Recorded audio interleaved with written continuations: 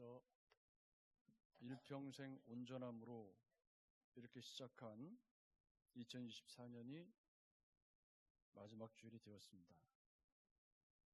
하나님이 사시와 연한을 창조하시고 기독교의 시간과는 선형 시간관이기 때문에 시작이 있고 끝이 있죠.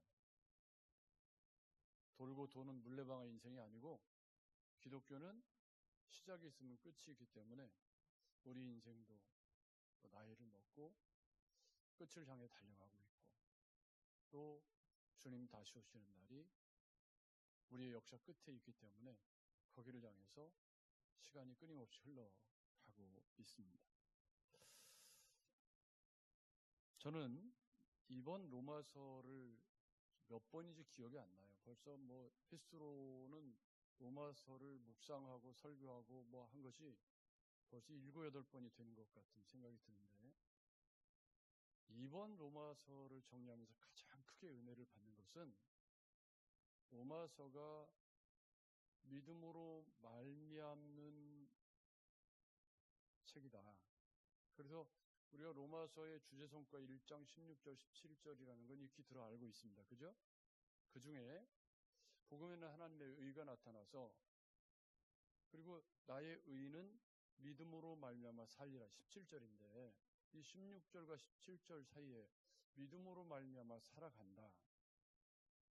그렇게 정의를 내려놓고 18절부터 모든 사람이 죄를 범하였으며 하나님의 영광에 이르지 못하는 이유를 이방인과 유대인을 들어 설명을 하고, 그리고 아담 한 사람으로 말미암아 죄가 세상에 들어오고 두 번째 아담이신 예수 그리스도로 말미암아 구원의 문이 열렸음을 5장에서 설명을 하고 있습니다.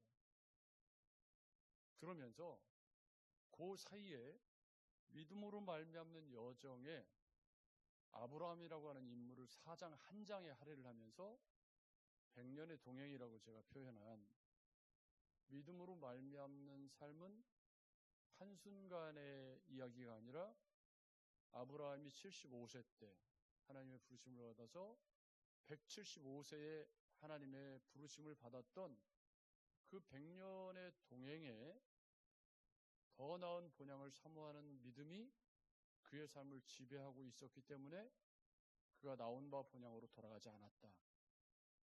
그 이야기를 5장에서 뭐라고 얘기했냐면, 그 아브라함의 100년의 동행에 아브라함이 가졌던 더 나은 본향에 대한 믿음을 실패하지 않는 소망이라고 정의를 내렸습니다. 여러분 기억나시죠?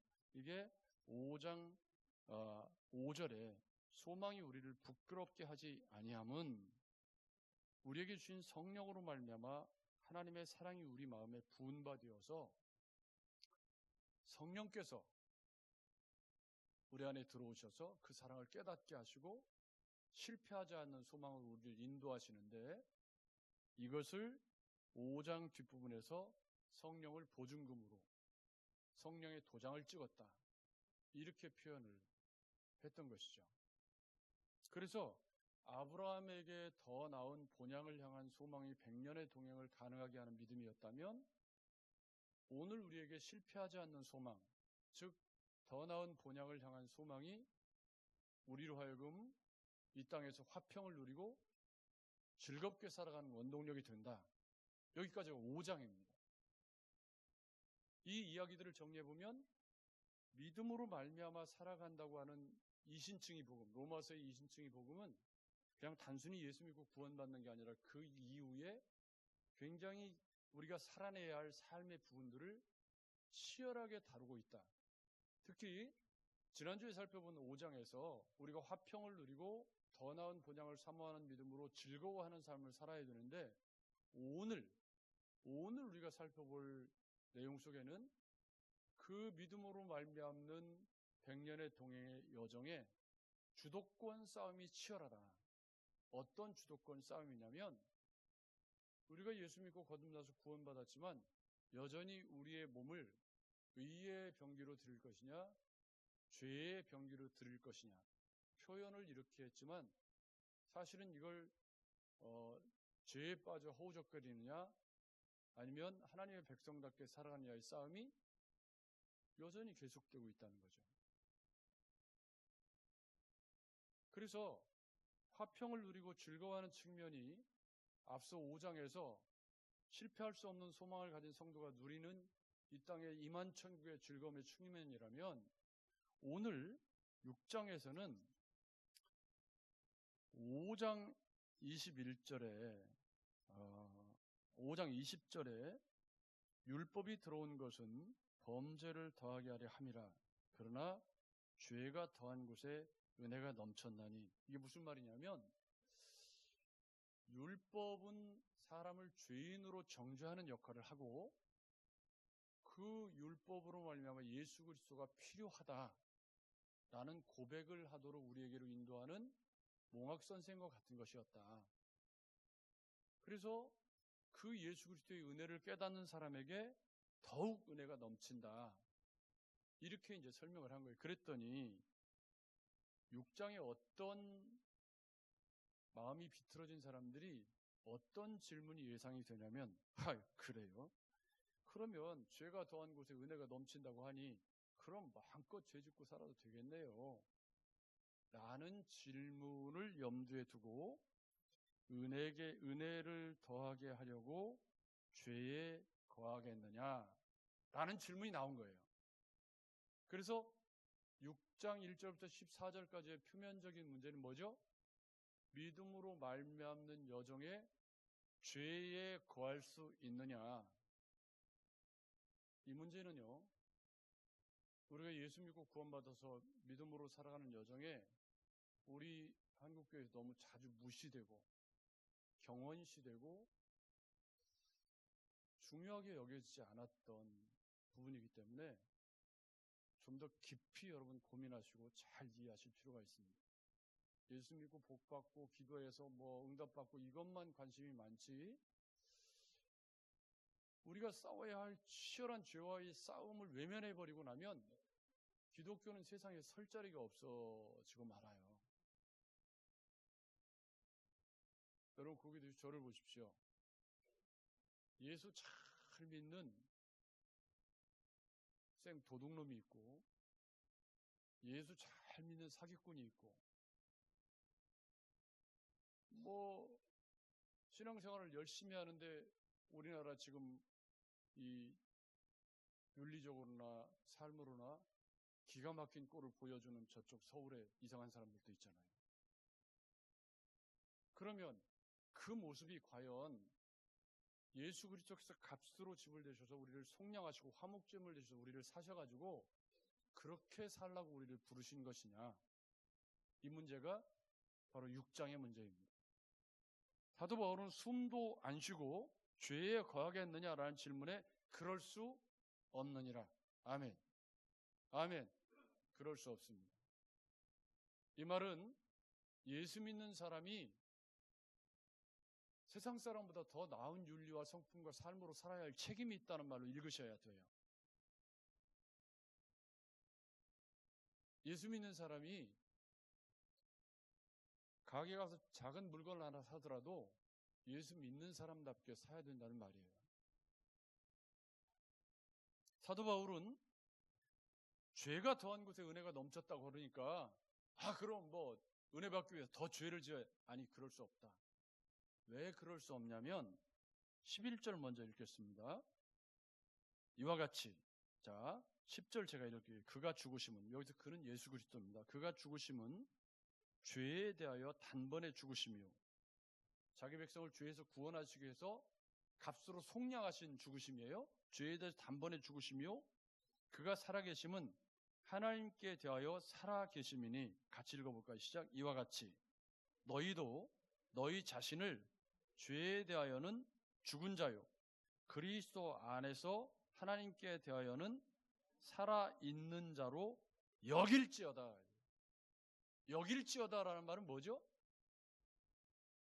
여길지어다라는 말은 뭐예요?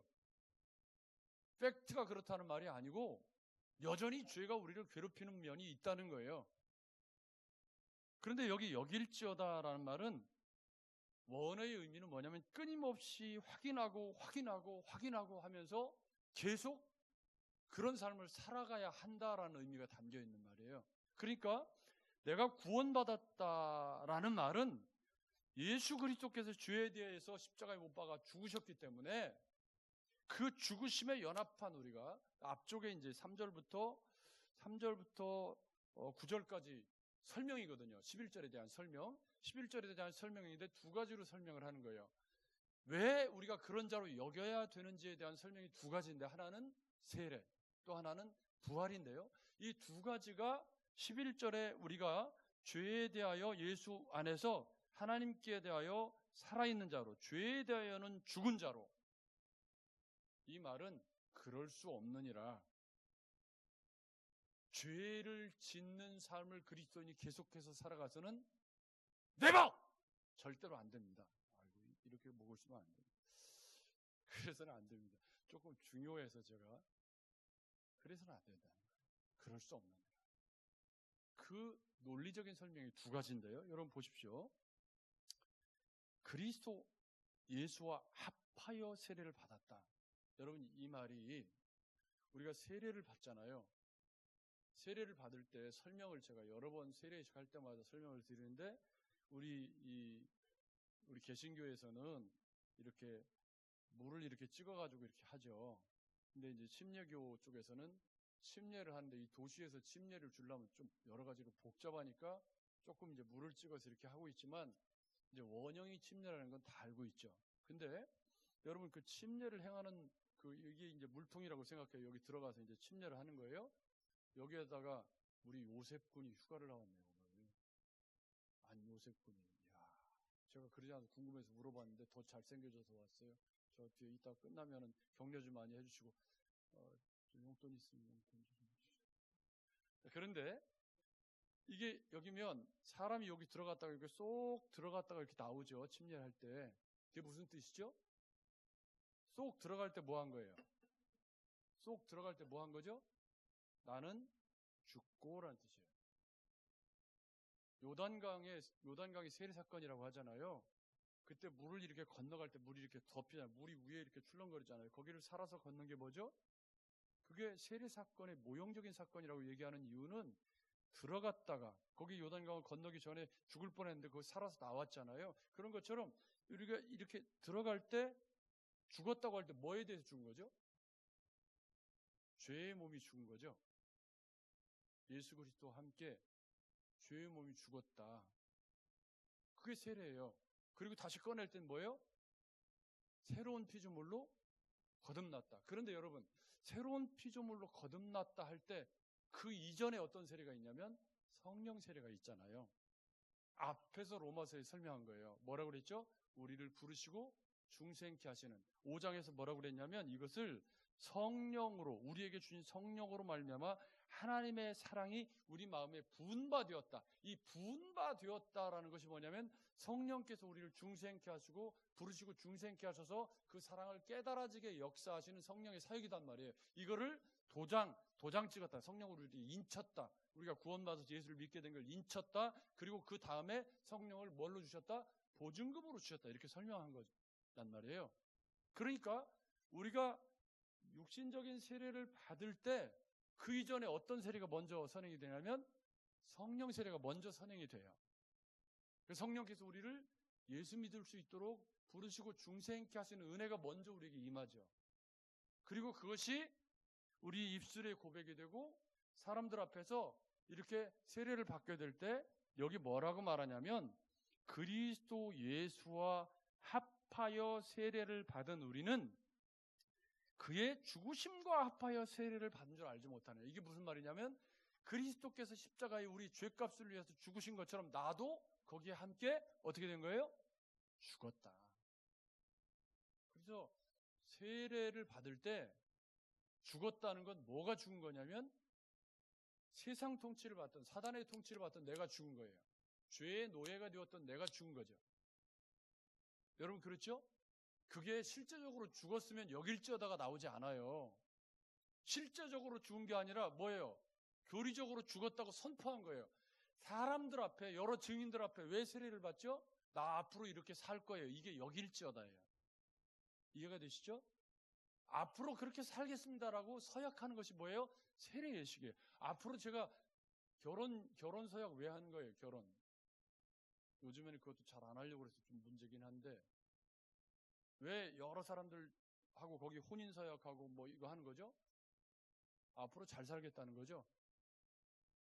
그거 하기 위해서 세례 예식도 그래서 결혼식과 비견되는 이유가 똑같은 의미가 있는데, 사도 바울은 뭐라고 설명을 하고 하냐면 이 세례를 그리스도의 죽으심과 연합하는 사건이다. 아멘. 아멘. 그러니까 그리스도께서 우리의 죄값을 대신 치르기 위해서 죽으신 그 죽으심에 나도 연합해서 나도 죽는 거예요, 같이. 그렇게 설명을 하고 있어요. 그러므로 4절에 우리가 그의 죽으심과 합하여 세례를 받음으로 그와 함께 장사되었나니. 아멘. 아멘. 이게 뭐가 장사된 거야? 하나 장사된 거 없잖아요. 여러분 그때 뭘 장사 지냈죠? 예수님과 합하여 세례 받을 때 뭘 장사 지냈어요? 그게 죄라는 거예요.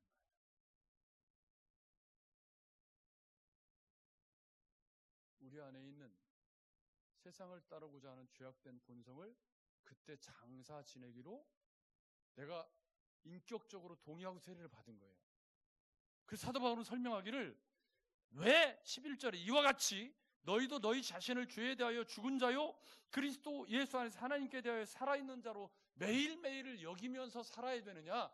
왜 매일 죄와 치열한 싸움을 싸우면서 살아야 되느냐? 그때 세례받을 때 우리 주님의 죽으심과 합하여 내가 같이 죽고 죄에 대하여 죽은 자로 나를 여기기로 서약하면서 주님과 연합했기 때문이다. 할렐루야. 그런데 우리는 그러고 나서 죄와 치열한 싸움을 잘 싸우고 있죠? 싸우고 계시죠? 그래도 예수 믿는 사람이 세상 사람보다 조금 요만큼이라도 좀 나은 게 있어야 되잖아요. 말을 해도 좀 예수 믿는 사람이 좀 기왕이면 좀 칭찬하고 격려해주는, 위로가 되는 말을 좀 해주고, 또 뭐 이렇게 뭐 이해관계에 얽힌 이권 문제가 있을 때 조금 내가 손해보더라도 조금 이렇게 조금, 안 그런 사람 회개하십시오. 이건 너무 중요한 거예요. 그러니까 죄에 대하여 죽었다는 말이 너무 막 멀리 고상하게 죄를 막 원천적인 뭐 그런 걸로만 여기지 마시고, 생활 믿음으로 살아가는 생활 얘기를 지금 하고 있잖아요. 근데 그 이야기를 4절에 뭐라고 설명하고 있죠? 이렇게 설명하고 있어요. 믿음으로 그와 함께 장사되었나니 이는 아버지의 영광으로 말미암아 그리스도를 죽은 자 가운데서 살리심과 같이 우리로, 같이 읽어볼까요? 또한 새 생명 가운데서 행하게 하려 함이라. 아멘. 아멘. 그러니까 세례받아서 죽고 연합할 때 주님이 우리에게 거시는 기대가 있어요. 그게 뭐예요? 새 생명 가운데 우리가 행하는, 예수 그리스도로 옷 입고 예수 그리스도의 성품과 윤리를 닮은 그런 그리스도인으로 새 생명 가운데 행하기를 기대하시는 마음이 있었단 말이에요. 그게 연합할 때 일어난 이 죄에 대하여 죽었다는 세례의 의미라는 거예요. 그 다시 꺼냈잖아요. 살아났잖아요. 다시 살아난 게 뭐예요? 새 생명 가운데서 행하게 하는 거예요. 아멘. 아멘. 그냥 예수 믿고 끝난 게 아니고, 예수 믿고 세례받고 거듭나서 새 생명 가운데 살도록 우리를 부르신, 이게 너무 중요한 거죠. 근데 우리가 예수 믿고 천국 가는 것만 얘기하고 그 이후에 새 생명 가운데 살아가는 치열한 싸움에 관한 얘기를 많이 안 하다 보니까 이상한 사람들이 좀 많은 거예요. 예수 믿는 이상한 사람들이 좀 많아지게 된 거죠. 나는 그런 사람 아닙니다 라고 항변하셔야 돼요. 꼭 그러셨으면 좋겠어요. 여러분 보십시오. 5절입니다.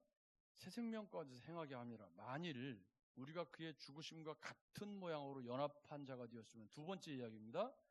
그의 부활과 같은 모양으로 연합한 자도 되리라. 이게 아브라함이 가졌던 더 나은 본향에 대한 소망과 5장에서 실패하지 않는 소망과 연결되어진 뭐예요? 부활의 산 소망. 그러니까 세례가 우리에게 신학적이고 윤리적인 의미를 부여해 주는 것이라면, 부활신앙은 우리가 그 100년의 동행을 지탱해 나갈 수 있는 원동력 역할을 하는 거예요. 세례가 내가 그리스도와 함께 죄에 대해 죽은 몸으로 새 생명 가운데 행하는 동기부여, 믿음으로 구원받았다는 이신층의 복음의 시작점이라면, 부활은 그 주님이 다시 오셔서 우리가 부활의 몸을 입고 영생하게 될 것에 대한 소망을 우리에게 부여해 주죠. 이 부활 소망이 이 땅에서 12절 이하의 그러므로에 연결된 삶을 가능하게 해주는 동력이 된다. 그래서 11절에 뭐예요? 너희도 너희 자신을 죄에 대하여는 죽은 자요, 예수 안에서 하나님께 대하여는 살아있는 자로 여겨야 한다. 이게 8절에 만일 우리가 그리스도와 함께 죽었으면, 세례예요. 죽었으면 또한 그와 함께 살 줄을 믿노니. 아멘. 이게 뭐예요? 부활신앙. 11절에 그럴 수 없느니라. 죄악된 삶을 이 땅에 마음껏 죄 짓고 살면서 나는 예수 믿으니까 천국 가. 그거 말이 안 되는 이야기인 것이, 그럴 수 없대요. 사도바울은 그럴 수 없다는 거예요. 왜요? 예수 그리스도께서 죽으실 때 우리 죄의 몸도 함께 죽었잖아요. 그런데 여전히 우리 삶은 죄와 치열한 싸움 가운데 있나요, 없나요? 있어요. 지금 마스크를 쓴 퍼센트가 굉장히 높아요. 한참 마스크를 벗고 잘 지냈는데 지금 뭐 독감, 감기가, 코로나는 한 5일이면 끝나지만 이 독감은 지금 3주 막 이렇게 점점 더 독해져가지고, 저도 성탄절 지나면서 살짝 위기가 왔는데 잘 붙들어가지고 지금 잘 견디고 있습니다. 싸워야 될 싸움이, 이 땅에 싸워야 될 삶이 한두 개가 아니죠. 여러분, 산다는 게 한 번이라도 만만하고 쉬웠던 적이 있나요? 예수 믿고 살면 갑자기 삶이 만만해지고 만사가 다 형통하고 다 잘 되나요? 아니잖아요. 예수 믿고 살면 삶의 유혹이 다 없어지나요? 아니에요. 예수 믿어도 타락한 성적인 욕망이 있고, 예수 믿어도 권력에 대한 욕구가 있고 다 있어요. 왜요? 한 사람으로 말미암아 죄가 세상에 들어왔고, 그 중에서 우리가 건짐을 받았지만 여전히 우리 안에 죄와의 치열한 싸움은 주님 다시 오셔야만 끝나는 싸움이기 때문이죠.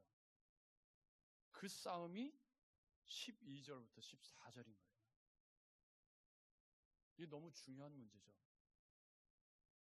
그러므로 이렇게 연결된 건 그럴 수 없느니라에 연결되어 있는 거예요. 그럴 수 없느니라, 여길지어다에 연결되어서 그러므로. 그럼 어떻게 살아야 되느냐? 그럼 어떻게 살아야 돼요? 여러분, 너희는 죄가 너희 몸을 지배하지 못하게 하여 몸의 사욕에 순종하지 말고. 여러분, 여기 몸의 사욕이라는 게 뭘까요? 몸의 사욕이라는 게 뭘까요? 여러분, 지배하지 못하게 하고 순종하지 말고 내주지 말고 드리며 드리라, 이렇게 되어 있어요. 이 12절부터 14절이. 이 말들이 전부 어떤 말이죠? 인격적인 표현들. 주도권이 누구에게 있나요? 우리가 해야 되는 일인 거예요. 저는 하나님이 사람을 형상대로 지으시고, 하나님의 형상대로 지으시고 인격적인 존재로 지으신 하나님을 진심으로 찬양하고 감사하며 살고 있습니다. 그런데 그 인격적인 하나님의 형상의 양면에는 죄가 세상에 들어온 뒤로 매일매일 끊임없는 죄에게 몸을 내줄 것이냐, 아니면 의에게 몸을 내줄 것이냐의 주도권 싸움이 매일 치열하게 있다. 사도 바울이 나는 날마다 죽노라 라고 했을 때 어쩌면 그 표현은 나는 날마다 죄에 대해서 죽는다, 그런 의미도 있겠지만 7장의 로마서 7장의 그 마음속에 일어나는 갈등의 문제는 말미암는 여정에 나오는 치열한 싸움을 저는 이야기하고 있다고 보는 겁니다. 여러분 본문을 잘 보십시오. 여길지어다 그래놓고 너희는 죄가 너희 죽을 몸을 지배하지 못하도록. 근데 이 죽을 몸이라는 게 여러분 우리 본성이 있어요. 본성, 죄의 본성이 우리에게, 그죠? 그래서 육신의 정욕, 안목의 정욕, 이생의 자랑이라고 하는 사도 요한의 인간의 욕망에 관한 이야기는 창세기 11장의 바벨탑을 쌓는 사건하고 연결시켜보면 성과 대를 높이 쌓아 뭐하자? 하나님처럼 되자. 그리고 이름을 내자. 흩어짐을 면하자. 이것과 인간의 죄성의 슬로건은 거의 비슷합니다.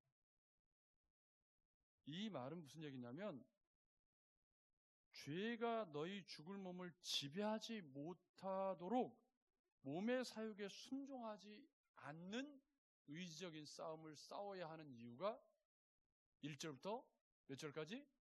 11절까지의 내용이라는 거예요. 그럴 수 없는 일에 걸려 있어요. 뭐죠? 예수 믿고 세례받아서 부활신앙을 가진 사람은 죄의 노예가 되어서 죄에게 주도권을 내주고 죄에 끌려가는 삶을 살아서는 안 됩니다. 아멘. 아멘. 여러분 근데 그 죄가 명시적인 죄면 그래도 좀 괜찮아요. 근데 조금 애매한 죄들도 있잖아요. 저는 오래전에 본 영화지만 레인메이커라고 하는 맷 데이먼이 주연했던 그 영화에서 법을 이야기할 때 이렇게 선이 이렇게 있는데 이 선을 계속 넘나들다 보면 선이 지워진대요. 그 이야기가 지금도 이렇게 내리죠. 그래서 고지식한 그리스도인이 되어야 한다. 선을 넘나드는 그리스도인이 아니라 뭐예요? 아닌 건 아니라고 하는 그리스도인이 되어야 한다. 이게 12절에 몸의 사욕에 순종하지 않는 그리스도입니다. 아멘. 여러분 날씨가 춥고 요즘같이 이렇게 눈이 오고 이러면 새벽기도 나오는 게 오늘 새벽에는요. 전사님 2분, 우리 조미정 씨하고 저하고 이성금 집사님 이렇게 예배당에서 예배를 드렸는데 영상 쪽에 17명 들어왔더라고. 감사한 일이죠. 그러니까 저는 몸의 사욕이라고 하는 건 그렇게 사소한, 추우니까 당연히 아침에 뭐 일어나기 뭐 어렵잖아요. 그런 작은 타협에서부터 조금 더 큰 것에 이르기까지. 그것에 몸을 내주기 시작하면 어떻게 돼요? 죄의 몸이 나를 삼켜버리게 되는 거죠. 여러분 그 싸움에 승리하시기를 주님의 이름으로 축복합니다. 그럴 수 없느니라. 그럴 수 없어요. 왜요? 예수 그리스도 세례받을 때 연합해서 다 죽고 다시 살겠다고 지금 구원받은 백성으로 세례받은 거 아니에요. 그때 우리는 뭘 드린 거예요? 의지도 함께 드린 거예요. 그렇다면 죄의 몸이 나를 지배하지 않도록 내 의지를 들여서 싸우고 싸워나가야 되는 것이 믿음으로 말미암는 100년의 동행의 또 다른 쪽 얼굴이라는 거예요. 아멘. 아멘. 근데 왜 이걸 무기라고 그랬을까요? 왜 여기 보면 너희 지체를 불의의 무기로 죄에게 내주지 말고, 그럼 불의의 무기라는 건 뭐예요? 해치는 거예요? 해치지 않는 거예요? 해치는 거죠. 그럼 우리 몸을 불의의 무기로 남을 해치는 도구로 쓰고 있다는 거예요. 예수를 잘 믿는데 말만 하면 속으로 후벼 파는 말을 하는 거예요.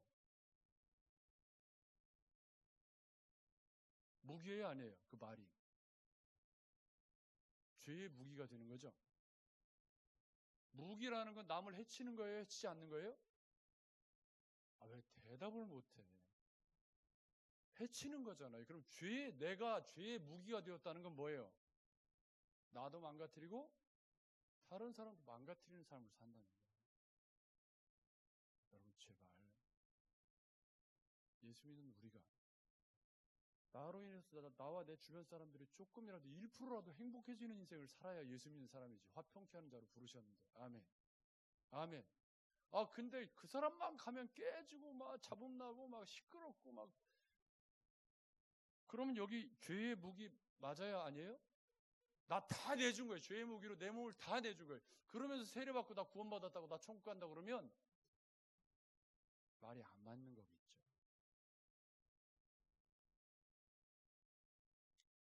여러분 왜 무기라는 표현을 썼을까를 깊이 묵상해 보시기 바랍니다. 우리 몸을 죄의 무기로 사용되도록 내버려 두는 건 그게 얼마나 큰 죄악이에요. 여러분 이 몸 가지고 간음을 하면 이게 내 몸을 어떻게 한 거예요? 죄의 도회로 내준 거잖아요. 여러분 그렇죠? 그렇죠? 그거 하지 말라는 거잖아요. 지금 부정부패에 연루돼서 돈과 연루돼서 부정부패하고 이런 일에 내 몸을 내주지 마. 죄의 무기로 다른 사람을 해치는 무기로 나를 내주지 말라는 거예요. 그게 그럴 수 없는 일에 걸려있는 예수 믿는 사람의 숙명적인 삶인 거죠. 그러면 너의 지체를 의의 무기로 하나님께 드리라. 의의 무기로 사용되는 건 어떤 거예요? 이 무기는 또 이게 해치는 것만 아니라 다른 사람을 돕고 섬기는 하나님의 손에 붙들려서 사람들을 세워주고 위로해주고 힘을 주고 격려를 주고 나누고 베풀고 이 사회를 조금이라도 따뜻하게 만들고 이 세상에 빛으로 오신 주님이 그러라고 우리를 부르셨잖아요. 여러분 그렇죠? 여러분 우리를 세상에 부르셔서 빛이 되게 세상의 빛이라고 부르신 이유가 뭐예요? 이 세상에 그리스도인이 존재함으로 인해서 이 세상이 조금이라도 깨끗해지고 따뜻해지라고 우리를 부르신 거 아니에요? 그게 우리가 화목하게 하는 직책을 받은 것이고 화평케 하는 자로 부르신 부르심이 그거 아닙니까? 여러분 그래서 14절에 죄가 너희를 주장하지 못하리니 이는 너희가 법 아래에 있지 않고 은혜 아래에 있기 때문이다. 논리적으로는 그래요.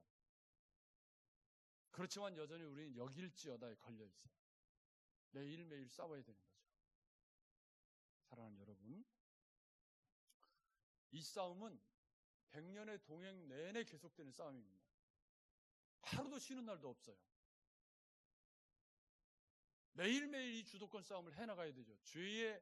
죄의 무기로 우리가 사용될 것이냐, 의의 무기로 사용될 것, 누가 선택하는 거죠? 누가? 내가 주님 앞에 선택하는 거예요.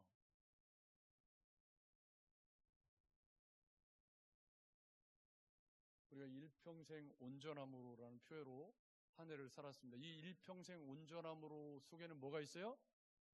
내 몸을 일평생 의의 무기로 드리는 그런 삶을 살아가겠습니다라는 다짐이 있는 거죠. 사랑하는 여러분, 우리가 믿는 예수가 어떤 예수입니까? 세상에 있는 자기 백성을 주에서 구원하시기 위해서 인간의 몸 입고 오셔서 이 땅에 평강의 왕으로 오신 주님이시잖아요. 우린 그 예수를 믿고 구원받은 하나님의 백성들이고 그분과 함께 합하여 세례를 받고 그분의 부활에 동참해서 다시 살아난 죄에 대하여는 죽고 의에 대하여 살도록 부름받은 하나님의 백성들입니다. 한 해의 마지막 주일을 보내는 저 여러분들의 마음속에 그래, 우리의 인생의 시간들 속에 내 이 몸, 내 육체를 일평생 의의 병기로 드리는 삶을 살아야지. 다시 한번 마음을